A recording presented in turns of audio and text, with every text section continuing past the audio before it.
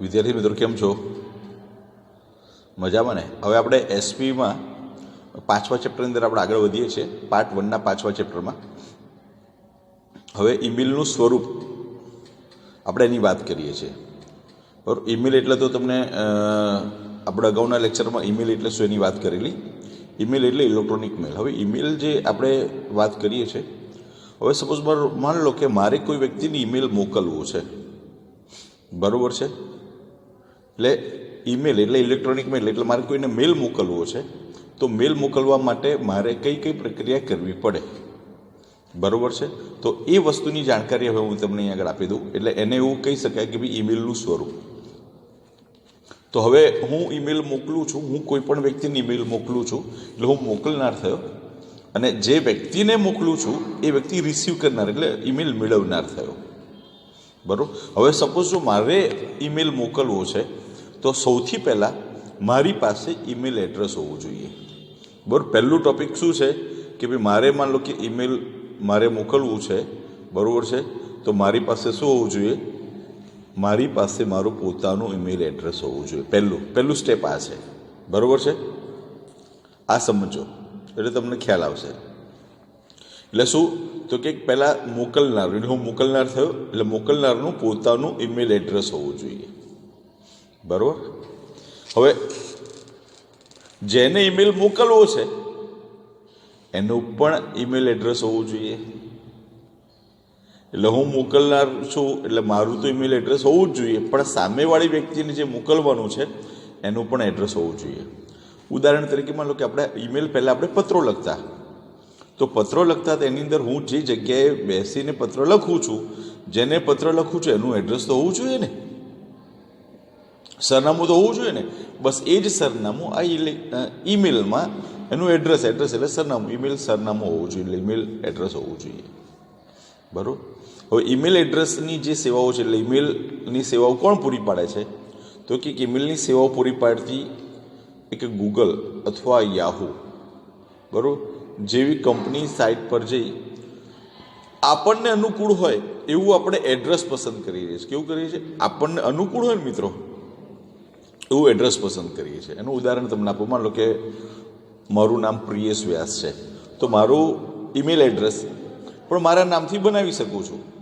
તો મેં મારું ઈમેલ એડ્રેસ બનાવ્યું છે priyesvyas001@gmail.com. શું? priyesvyas001@gmail.com. આ મારું ઈમેલ એડ્રેસ મેં બનાવેલું છે, બરાબર છે. હવે એ ઈમેલ એડ્રેસ બનાવવા માટે મારે ગૂગલ અથવા યાહૂની સાઇટ પર જઈ અને મારે ઈમેલનું આખું અકાઉન્ટ ખોલવું પડે, બરાબર.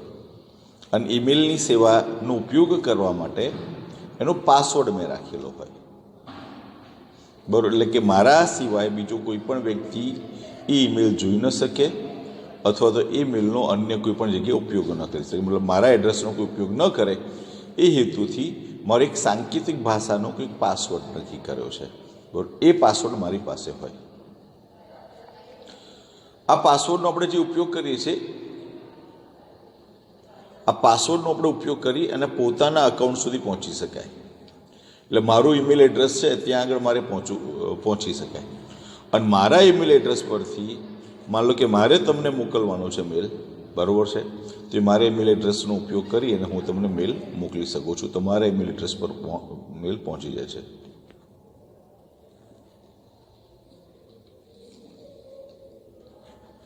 હવે માન લો કે મારે ઈમેલ વાપરવું છે, મારે યુઝ કરવું છે, તેના માટે ઇન્ટરનેટની સગવડ જરૂરી છે, બરાબર. એટલે જો ઈમેલના વપરાશ માટે ઈમેલ મોકલનાર અને મેળવનાર, સ્વીકારનાર એટલે મેળવનાર, બંને પક્ષે ઇન્ટરનેટની સગવડ હોવી જોઈએ. બંને પક્ષે ઇન્ટરનેટની સગવડ હોવી જોઈએ. ઇન્ટરનેટની સગવડ ન હોય ને તો નકામી વસ્તુ છે. હવે ઇન્ટરનેટની સગવડ આજની તારીખમાં તો આપણા મોબાઈલ ફોનમાં બી હવે ઇન્ટરનેટની સગવડ થઈ ગઈ છે, બહુ કોમન થઈ ગયું છે. એટલે પહેલાં શું હોય તો કે ઇન્ટરનેટની સગવડથી છે ને એક કોમ્પ્યુટરથી બીજા કોમ્પ્યુટર પર, કોમ્પ્યુટરથી મોબાઈલ ફોન પર, મોબાઈલથી કોમ્પ્યુટર પર અને મોબાઈલથી મોબાઈલ પર આપણે ઇન્ટરનેટની મદદથી આપણે ઈમેલ મોકલી પણ શકીએ છીએ અને ઈમેલ આપણે પ્રાપ્ત પણ કરી શકીએ છીએ. ઈમેલ આપણે મોકલી પણ શકીએ અને ઈમેલ આપણે શું કરી શકીએ છીએ? પ્રાપ્ત પણ કરી શકીએ છીએ. બરાબર, એટલે બંને વસ્તુ આપણે કરી શકીએ છીએ. ઈમેલ મોકલી પણ શકીએ અને ઈમેલ પ્રાપ્ત પણ કરી શકીએ છીએ મિત્રો. બરાબર છે. હવે એના પછી વાત કરીએ છીએ કે ઈમેલ લખતી વખતે ધ્યાનમાં રાખવાની બાબતો. બરાબર, ઈમેલ લખતી વખતે ધ્યાનમાં રાખવાની બાબતોની વાત કરીએ તો એ સમજી લઈએ કે ઈમેલ લખતી વખતે કઈ કઈ બાબતો ધ્યાનમાં રાખવી જોઈએ. તો કે જો સૌથી પહેલી બાબત છે આ સમજો તો કે ઈમેલ લખનાર અને મેળવનારના પત્ર વ્યવહારના સરનામને બદલે ઈમેલ એડ્રેસનો ઉલ્લેખ થાય છે. અહીંયા આગળ કોનો ઉલ્લેખ થાય છે? પહેલાં તો આપણે કઈ બાબત જોઈએ છે તો કે ઈમેલ લખતી વખતે ધ્યાનમાં રાખવાની બાબતો. પરીક્ષા મિત્રો પૂછાયો કે ભાઈ ઈમેલ લખતી વખતે ધ્યાનમાં રાખવાની બાબતો સમજાવો અથવા જણાવો. તો અહીંયા આગળ શું? પત્ર વ્યવહારના સરનામાને બદલે ઈમેલ એડ્રેસનો ઉપયોગ કરવામાં આવે. કોનો ઉપયોગ કરવામાં આવે છે? ઈમેલ એડ્રેસનો ઉપયોગ કરવામાં આવે છે. એના પછી હવે આપણે જે ઈમેલ છે એ એક વ્યક્તિની જગ્યાએ આપણે એક કરતાં વધારે વ્યક્તિને મોકલવાનો હોય, બરાબર છે, તો તેવા સંજોગોમાં સીસી કાર્બન કોપી અંતર્ગત લખવામાં આવે છે ને બધા મેળવનારને એકબીજા અંગે જાણ થાય છે. બરાબર છે. હવે એક જ મેલ છે, આપણે માન લો કે એક મેલ મારે અલગ અલગ જગ્યાએ મોકલવું છે.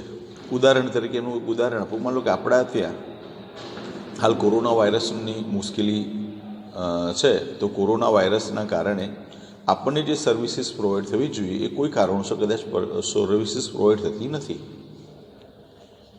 આપણે 104માં ફોન કરીએ છીએ તો કદાચ ફોન રિસીવ નથી કરતા, બરાબર, તો આપણે મેલ કરીએ. મેલ કરીએ છીએ ત્યારે એવા સંજોગોમાં આપણે નીચે લખેલી મેલ છે એ કલેક્ટરને મોકલીએ છીએ, બરાબર છે. પછી આપણે એક મેલ છે એ આરોગ્ય મંત્રીને મોકલીએ છીએ, એક મેલ છે આપણે સીએમને મોકલીએ છીએ. તો એ ત્રણમાં સીસી લખીને આવે એટલે ખ્યાલ આવે પેલા વ્યક્તિને કે આપણે 104માં જે મેલ કર્યો છે ને તો એ વ્યક્તિને બી ખ્યાલ આવે કે ભાઈ આ વ્યક્તિ મેલ આરોગ્ય મંત્રી અને સીએમ બંનેને કરેલા છે એટલે એકબીજાને, એટલે આપણી સર્વિસીસ વધારે સારી, વધારે ઝડપી બને. એટલે એક આ બાબત છે. એટલે એ બાબતમાં છે ને જ્યારે પણ આપણે મેલ એક કરતાં વધારે વ્યક્તિને મેલ કરવાનો હોય ને ત્યારે તેમાં મેલ એડ્રેસ સીસી કાર્બન કોપી અંતર્ગત લખવાનું હોય છે અને બધા મેળવનારને એકબીજા અંગેની શું થાય છે? જાણ પણ થાય છે. બરાબર, આ બધા જ એકબીજાને જાણકારી પણ મળે છે. બરાબર. એના પછી વાત કરીએ છીએ ત્રીજો એનો મુદ્દો છે મેલ મેળવનાર બધા પૈકી અમુક વ્યક્તિને મેળવે છે ને એ એક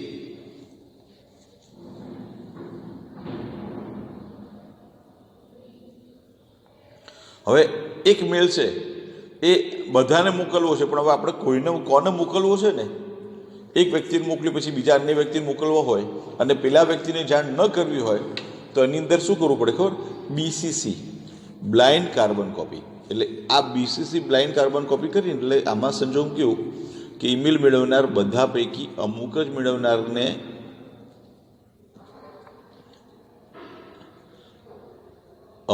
મેળવનારને બીજા કોને ઈમેલ મોકલ્યું છે તે અંગે જાણ ન થાય એવું જો કરવું હોય તો ઈમેલ લખનાર ઈચ્છતો હોય તો તેમાં એડ્રેસ બીસીસી બ્લાઇન્ડ કાર્બન કોપીનો ઉલ્લેખ કરવામાં આવે છે. એટલે એનાથી શું થાય? એનાથી એ મેલ અન્ય કોઈ વ્યક્તિને જતો નથી, બરાબર છે, અન્ય કોઈ વ્યક્તિને ખબર પડતી પણ નથી. આ એક સામાન્ય બાબત છે. હવે જો ઈમેલમાં તારીખ અલગથી લખવી જરૂરી નથી, આ યાદ રાખજો, તારીખ લખવી જરૂર નથી. કેમ? ઈમેલની પ્રથા અનુસાર તારીખ અને સમય બંને આપોઆપ આવી જાય એટલે તારીખ લખવી જરૂરી નથી, સમય અને તારીખ બંને આવી જાય. હા, એમાં વિષય ચોક્કસ લખવો પડે. વિષય કેવો છે? ચોક્કસ લખીએ. વિષય લખવાથી વધારે સારું રહે છે, બરાબર છે. પછી એમાં સંબોધન હોવું જરૂરી છે. આપણે સંબોધન હોય ને તો સંબોધન હોવું જરૂરી છે, બરાબર છે. પછી લખાણ કેવું હોવું જોઈએ? તો લખાણ ટૂંકું અને સ્પષ્ટ હોવું જોઈએ. આપણે જે પણ લખાણ લખીએ છીએ ને કેવું હોવું જોઈએ? ટૂંકું હોવું જોઈએ, સ્પષ્ટ હોવું જોઈએ. કે જેથી કરીને સામેવાળા વ્યક્તિ એ લખાણ વાંચી અને સરળતાથી સમજી શકે. હવે આપણે જ્યારે ઈમેલ મોકલીએ છીએ ત્યારે એવા સંજોગોમાં આપણે આપણું પોતાનું નામ, આપણી કંપની હોય તો કંપનીનું નામ, સંપર્કની વિગતો લખવી જોઈએ કે જેથી કરીને ખ્યાલ આવે, સામેવાળા વ્યક્તિને ખ્યાલ આવે કે ભાઈ આ વ્યક્તિએ આપણને મેલ કર્યો છે. એટલે આપણે ઈમેલ એડ્રેસ ઉપરથી ખ્યાલ આવે કે આ ઈમેલ એડ્રેસ ઉપરથી આપણને મેલ મળ્યો છે. પણ આ ઈમેલ એડ્રેસ કોનું છે, તેનું નામ, કંપનીનું નામ અને આપણા સંપર્કની વિગત લખવી જોઈએ, જેથી કરીને આપણે ભવિષ્યમાં સામેવાળા વ્યક્તિને ઈમેલ મેળવનારને આપણું કામ પડે છે તેવા સંજોગોમાં એ વ્યક્તિ આપણો કોન્ટેક્ટ કરી શકે છે. બરાબર, એટલે મહત્ત્વનું કામ એ પણ છે. એના પછી આગળ વધીએ તો સંપર્કમાં આ વિગતો સહીના ભાગરૂપે પહેલેથી જ તૈયાર કરી હોય તો દરેક મેલમાં આપોઆપ સામેલ થઈ જાય છે. બરાબર, સંપર્કની જે વિગતો હોય ને એ એક જ વખત આપણે તૈયાર કરવાની હોય. એ આપણે તૈયાર કરી લઈએ ને, બરાબર છે, એટલે ક્યારેય કોઈ મુશ્કેલી પડે નહીં. અને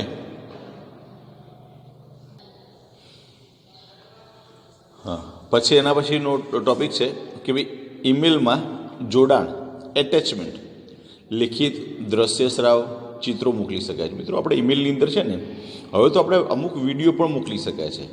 એટલે માન લો કે આપણી કોઈ કંપની છે, આપણી કંપનીની જે અમુક માહિતી છે કે દ્રશ્ય સારો માહિતી, કે આપણે કોઈ પેમ્ફલેટ બનાવ્યું છે આપણી કંપનીનું, કોઈ લિટરેચર બનાવ્યું છે, બરાબર, આપણી કંપનીના કોઈ ફોટોગ્રાફ્સ છે, પ્રોડક્ટની માહિતી છે, તો આપણા મેલ સાથે એટેચ કરીને એ તમામ વસ્તુઓ મોકલી શકાય છે. મિત્રો બરાબર, એટલે સામેવાળો વ્યક્તિને ખ્યાલ આવે કે ભાઈ આ કંપની આ પ્રકારની પ્રોડક્ટ બનાવે છે, બરાબર છે, એ પણ ખ્યાલ આવે.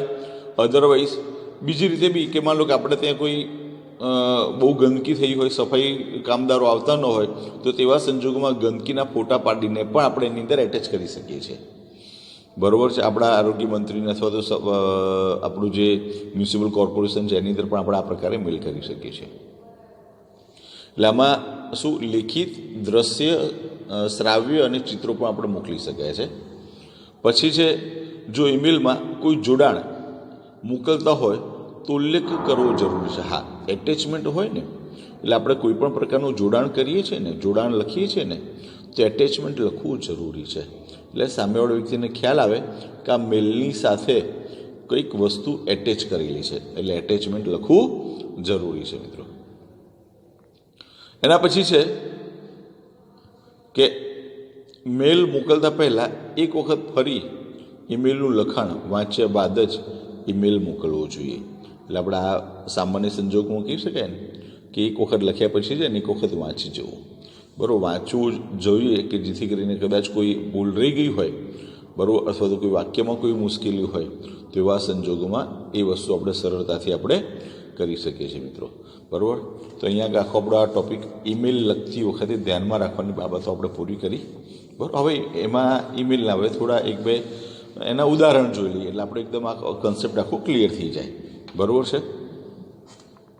હવે જો ઈમેલના ઉદાહરણની વાત કરીએ તો અહીંયા આગળ આખો એક ઈમેલના એક એક્ઝેક્ટ ઉદાહરણ આપણે લઈએ છીએ એટલે તમારા મગજમાં આવી જાય.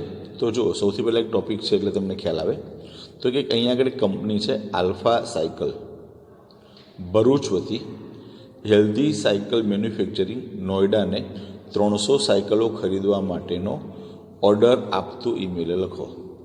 હા, આપણે શું કરીએ છીએ હવે, આપણી કંપનીનું નામ છે આલ્ફા સાયકલ, આપણે ઓર્ડર આપીએ છીએ. કોને ઓર્ડર આપીએ છીએ તો કે હેલ્ધી સાયકલ મેન્યુફેક્ચરિંગ નોઈડાને આપણે ઓર્ડર આપીએ છીએ 300 સાયકલ ખરીદવા માટેનો.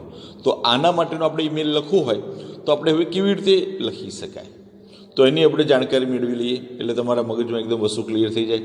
તો કે જો આ આખું ઈમેલનું આખું શું છે, આખું ફોર્મેટ છે.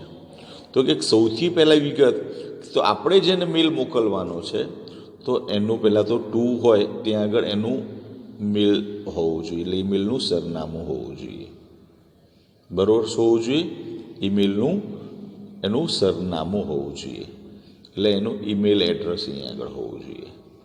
ટુમાં એ લખાય. પછી ફ્રોમ એટલે આપણું કે આપણે મોકલનાર છીએ તો અહીંયા આગળ મોકલનારનું એ આપોઆપ આવી જશે. બરાબર છે, ફ્રોમ આલ્ફા સાયકલ્સ આ આપોઆપ આવી જાય છે, મોકલનારનું એડ્રેસ છે ને આપોઆપ આવી જાય છે. પછી એમાં વિષય સબ્જેક્ટ લખવાનો હોય છે, આ ઇંગ્લિશમાં હોય છે, ત્યાં સબ્જેક્ટ લખેલો હોય છે. તો સાયકલો ખરીદવા માટેનો ઓર્ડર, બરાબર છે મિત્રો. હવે મેલ ગુજરાતીમાં પણ લખી શકાય છે, બરાબર છે. એટલે જરૂરી નથી કે ઇંગ્લિશ આવડે તો જ આપણે મેલ કરી શકીએ. ઇંગ્લિશ ન આવડતું હોય આપણે ગુજરાતીમાં પણ આપણે મેલ મોકલી શકીએ છીએ, સરળતાથી આપણે લખી શકીએ છીએ. હવે તો કોમ્પ્યુટરમાં, હવે મોબાઈલમાં આપણે સ્પીક કરીએ અને આપોઆપ લખાતું હોય છે. મોબાઈલની અંદર આ બધી એપ્લિકેશન ઘણી સરસ છે, બરાબર છે. હવે જ્યારે જો સંબોધન લખીએ આપણે, સૌથી પહેલાં શું આવ્યું આપણું આ સંબોધન, આ યાદ રહ્યું શ્રીમાન. હવે આ મેલની અંદર શું કહે છે તો કે જુઓ, સાદા પત્રમાં આ બધું સરનામું આવતું, સરનામું કશું જ નથી, સમજો. અહીં સીધું જ ઈમેલ એડ્રેસ છે અને વિષય છે અને સીધું સંબોધન છે. એટલે સાદા પત્રમાં અને મેલમાં આટલો ફેર છે. ક્લિયર? સમજણ પડી? તો વસ્તુ તમને, જો સાદા પત્રમાં શું હોય છે તો કે સાદા પત્રમાં આપણે આ બાજુ છે ને, અહીંયા આગળ આપણે સામાન્ય વ્યક્તિનું સરનામું લખીએ છીએ, આપણું સરનામું લખીએ છીએ, અહીંયા આગળ સામાન્ય વ્યક્તિનું સરનામું લખીએ છીએ, બરાબર છે. આ બધું લખીએ છીએ ને, એ હવે અહીંયા આગળ જરૂરી નથી.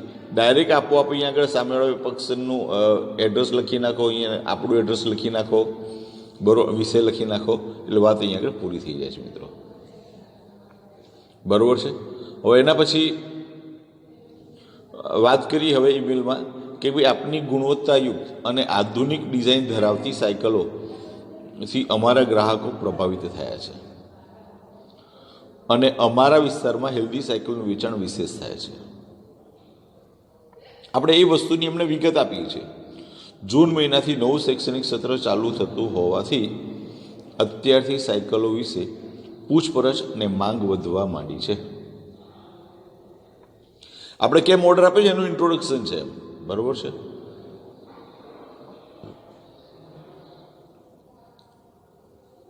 $2600ની કિંમતવાળી સ્માર્ટ બોય સાયકલ, એ સાયકલ મોડલ નંબર છે, સાયકલ મોડલ નંબર SB18 200 નંગ, અને 2800ની કિંમતવાળી smart girl cycle model SB18, બરાબર, 100 નંગ. અહીંયા આગળ બે સામાન્ય સંજોગમાં છે ને, બે થોડી અલગ અલગ હોઈ શકે છે. અહીંયા આગળ મોડલ અહીંયા આગળ બે એક જ લખ્યા છે ને મિત્રો, એ બે અલગ અલગ લખે, SB18 અને અહીંયા આગળ SB19. એટલે એ કેવું આપણે લખી શકીએ એટલે તમને ખ્યાલ રહે, સામાન્ય વ્યક્તિને બી ખ્યાલ આવે આ બંને અલગ અલગ છે. SB18 અને SB19, બરાબર, 100 નંગ સત્વરે મોકલી આપશો. આ તમામ સાયકલો અમારા શોરૂમના સરનામે મોકલશો, જેના નાણાંની ચૂકવણી આપના બેંક ખાતામાં દિન 7માં ઓનલાઈન બેન્કિંગ દ્વારા કરવામાં આવશે, બરાબર. તમે જેવો આપણને માલ આપે ને એટલે તરત જ આપણે ઓનલાઈન દ્વારા 7 દિવસની અંદર આપણે શું કરીશું, બેંક ખાતામાં, એમના બેંક ખાતામાં આપણે જમા કરાવી દઈશું. ઓર્ડર પ્રમાણે સાયકલો આપ ઝડપથી મોકલશો તેવી અપેક્ષા. ઓર્ડર પ્રમાણે શું છે, સાયકલો આપણે ઝડપથી મોકલો ને એવી અપેક્ષા, આ લખીએ. હા, એના પછી અહીંયા આગળ બીજું મહત્વનો ટોપિક છે. હવે ઈમેલ લખનાર છે ને, તેના માલિક રોમિલ સોની, જો લખ્યું છે આ પણ હોવું જોઈએ. પછી નીચે લખ્યું કોણ, ઓનર પણ લખેલું હોવું જોઈએ. શેના તો કે આલ્ફા સાયકલ, પંચબત્તી, ભરૂચ, અને ફોન નંબર આપણે હમણાં જ સમજ્યા ને કે ફોન નંબર બી હોવો જોઈએ મિત્રો. અહીંયા આગળ ફોન નંબર બી તમારો લખી શકો છો, બરાબર. અહીંયા આગળ આપણું એડ્રેસ લખી શકીએ છીએ. ઓકે, આ વિગત અહીંયા આગળ એક આખો આપણે આનો અભ્યાસ કર્યો એટલે તમને એકદમ ક્લિયર થઈ ગયું વસ્તુ કે હા, આખો આ મેલ છે, એક મેલ આખો આપણે એનો કોનો ઓર્ડર આપતો મેલ, કે કોઈ કંપનીને આપણે વસ્તુની ખરીદી માટે કેવી રીતે ઓર્ડર આપીએ, તો એ પ્રકારનો આખો મેલનો આપણે અભ્યાસ કર્યો, બરાબર છે. હવે બીજો એક મેલ છે, એની આપણે માહિતી મેળવી, થોડો અલગ પ્રકારનો મેલ છે, બરાબર. અહીંયા આગળ સબ્જેક્ટ અલગ છે, કયો છે તો કે ગુજરાત રાજ્ય પાઠ્યપુસ્તક મંડળ ગાંધીનગર વતી નવા પુસ્તકો તૈયાર કરવા અંગેની મીટિંગ વિશે જે તે વિષયના લેખકોને જાણ કરતો ઈમેલ લખો. આ ગવર્મેન્ટ પાઠ્યપુસ્તક મંડળ છે, એમાંથી પત્ર અલગ અલગ સાહેબોને લખવાનો છે. હવે અહીંયા આગળ એક અલગ વસ્તુ મારે તમને બતાવવાની છે, હું તમને આગળ બતાવીશ. હવે જો, હવે અહીંયા આગળ જેટલા બી, હવે અહીંયા આગળ 2, હવે સમજો, અહીંયા આગળ 2માં પ્રોફેસર mahadeviya@gmail.com. હવે જુઓ, અહીંયા આગળ જે લોકોને આપણે મોકલવાનું છે એના ઈમેલ એડ્રેસ અહીંયા આગળ લખી શકાય, એકથી વધારે આપણે લખી શકાય છે, બરાબર છે. પછી એ જ પ્રકારે સીસી આપણે કોને કોને મોકલીએ છીએ. જો એસ પટેલને લખીએ છીએ, પછી ધ્રુવને લખીએ છીએ, બરાબર. આ બધા અલગ અલગ કે ભાઈ આટલા લોકોને પણ આપણે મોકલીએ છીએ પત્રો.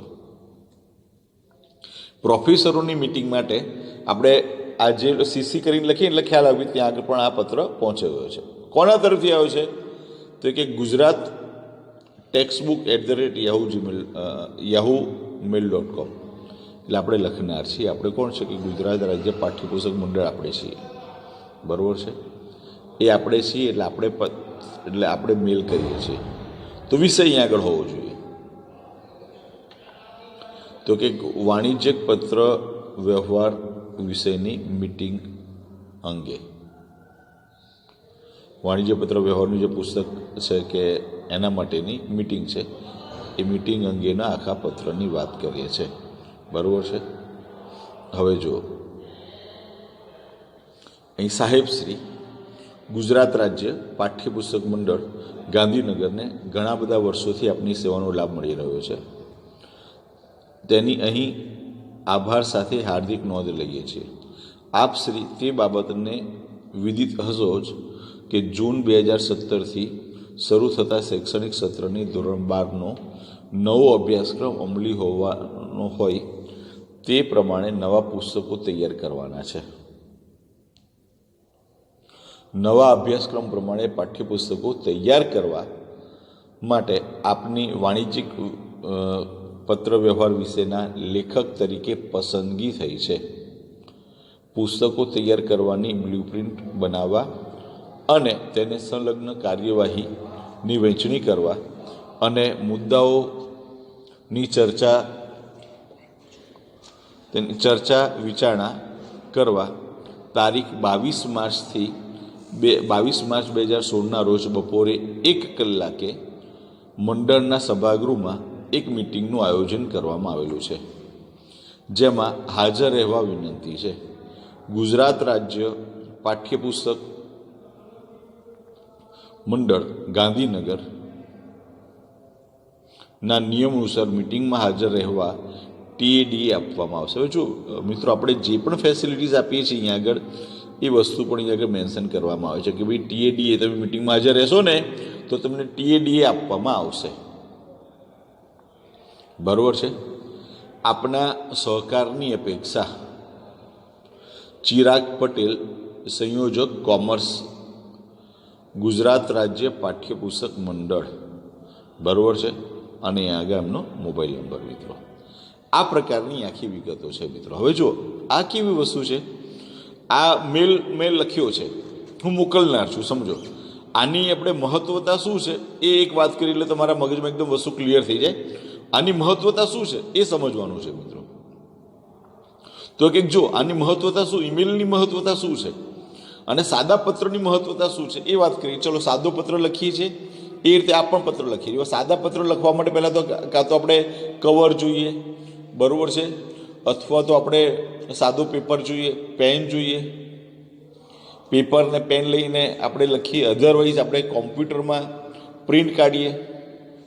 ચલો, પ્રિન્ટ કાઢીએ એને કવરમાં પેક કરીએ. કવરમાં પેક કરે પછી એનું એડ્રેસ લખીએ. એ એડ્રેસ લખી અને આપણે અહીંથી જે પત્ર મોકલીએ છીએ એટલે જાવક પત્ર રજિસ્ટરમાં એની નોંધ કરીએ. એ નોંધ કર્યા પછી એને આપણા સેવક ભાઈઓ દ્વારા એ પોસ્ટમાં મોકલવામાં આવે. એ પોસ્ટમાં જાય આ પોસ્ટમાં ગયા પછી ત્યાં બાયફર્કેટ થાય અને બાયફર્કેટ થયા પછી એ વ્યક્તિને ત્રીજા કે ચોથા દિવસે મળે છે અને એ વ્યક્તિ હવે સવારે માનો કે એ પત્ર સવારમાં મળી ગયો, બરાબર છે. હવે જે વ્યક્તિના ત્યાં પત્ર છે મળ્યો છે એ વ્યક્તિ સાંજે ઘરે આવે છે, તો એ વ્યક્તિ સાંજે પત્ર જોવે છે. તો આ સમયનો વ્યય થાય છે, સમયનો બગાડ થાય છે મિત્રો. જ્યારે મેલમાં શું છે, મેલમાં અત્યારે હાલ મારી પાસે સમય છે, ચલો મેં મેલ કરી નાખ્યો. આ મેલ લખી નાખ્યો છે. મેલ લખીને મારે જેને મોકલવાનું છે એ વ્યક્તિનું ઈમેલ એડ્રેસ લખ્યું અને તરત જ ક્લિક દબાવું, સેન્ડ કરું. સેન્ડ કરવાની સેકન્ડોમાં, થોડી જ સેકન્ડોમાં એ પત્ર સીધો સામેવાળા વ્યક્તિને ત્યાં રિસીવ થઈ જાય છે. હવે એ વ્યક્તિએ રીડ કર્યો કે ન કર્યો એ વસ્તુની જાણકારી પણ આપણને મળે છે અહીંયા આગળ મિત્રો.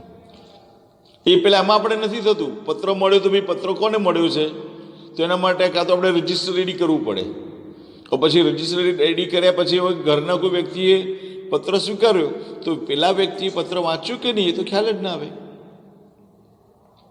અહીંયા આગળ તો એ વસ્તુની સીધી જાણકારી જ મળી જાય છે, ભાઈ આ મેલ સામેવાળા વ્યક્તિને પહોંચી ગયો. ચલો હવે આ વ્યક્તિએ આટલા વાગે મેલ જોયો, વાંચ્યો છે, એ પણ આપણને એની આગળ એની ઇન્ફોર્મેશન આપણને મળી જાય છે મિત્રો. એટલા માટે ઈમેલ આજની તારીખમાં, બરાબર, કોઈ પણ જગ્યાએ, દેશના કોઈ પણ ખૂણામાં અથવા તો વિશ્વના કોઈ પણ ખૂણામાં આપણે મેલ દ્વારા ઝડપથી પત્ર વ્યવહાર કરી શકીએ છીએ અને ઝડપથી આ સેવાનો બધા લોકોને નો લાભ પણ મળે છે મિત્રો. એટલે આ સૌથી મહત્વની બાબત અહીંયા આગળ છે, બરાબર છે. એ બાબત આપણા માટે અગત્યની છે, એ હેતુથી આપણે અહીંયા આગળ આ ટોપિક લીધો છે અને તમારે બી એટલું જ મહત્વનું છે. આ વિશે બધી જાણકારી તો તમને છે જ, પણ આ વધારાની તમને જાણકારી આપી જેથી કરીને તમને મગજમાં ક્લિયર થઈ જાય. આ વસ્તુ આપણે પરીક્ષામાં પૂછાતી હોય છે, બરાબર છે. તો આપણે આ સુધી અહીંયા આગળ આખો ટોપિક અહીંયા આગળ લીધો છે.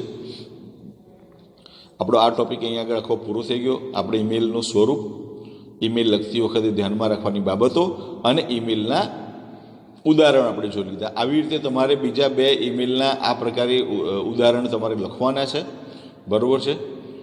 તમારે કોઈ પણ વસ્તુનો ચોકલેટનો ઓર્ડર આપતો ઈમેલ તમારે લખવાનો, બરાબર છે. પછી તમારે બેંકમાં ખાતું ખોલાવવું છે એના વિશેની માહિતી માંગતો તમારે ઈમેલ કોઈ પણ બેંકને લખવાનો છે. આવા 2 મેલ તમારે લખીને તમે વોટ્સઅપ કરી દેજો, એટલે મને બી ખ્યાલ આવી જાય કે તમને એકદમ ક્લિયર ખબર પડી ગઈ છે, બરાબર છે. આ ટોપિક બસ અહીંયા આગળ સુધી રાખીએ છીએ.